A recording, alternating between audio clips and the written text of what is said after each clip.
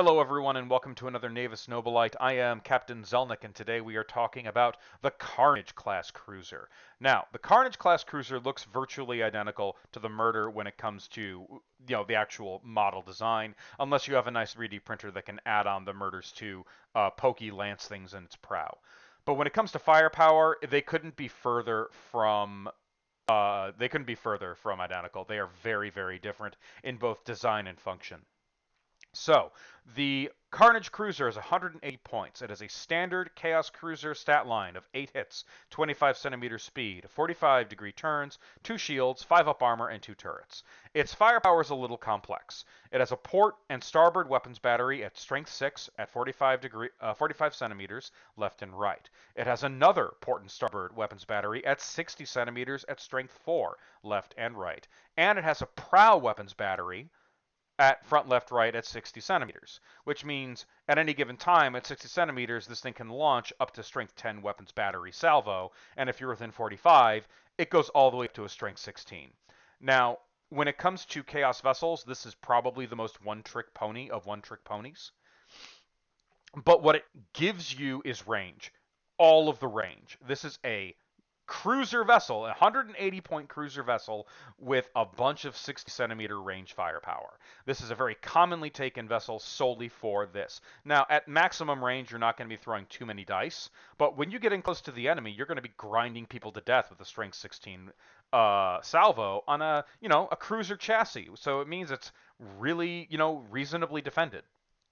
This is the go-to ship when you're facing Eldar, obviously, simply because of the incredibly long range and high weapon strength. So also expect the Eldar players to point at this thing and tell it to die. But bear that in mind. This thing is a reasonable threat to just about everything in the game to one extent or another, though against high armor value targets, it's not going to be nearly as much of a threat. So bear that in mind. This is far more specialized and far more of a one-trick pony. I personally don't take these in favor of the Murder, simply because I like my prow lances.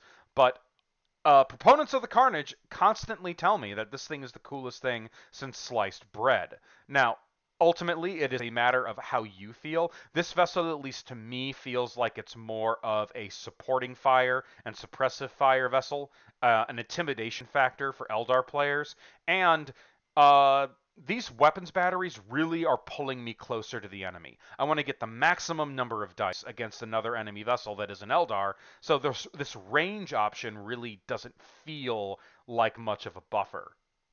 Because even at strength 16, at max range, you're not throwing a whole lot of dice. But at strength 16, when you're nice and close, that's a lot of dice. I hope you understand what I mean by that. These weapons batteries are a pull towards the enemy as opposed to a buffer to keep yourself away. All right, that's the Carnage Cruiser. Again, a bit of a one-trick pony and a one tactical trick pony as well. It's simply there for the suppressive fire of these weapons batteries. But it's very effective at its job, make no mistake, and it is quite cheap for what you get out of it. All right, everyone, we're moving on to next, the Devastation.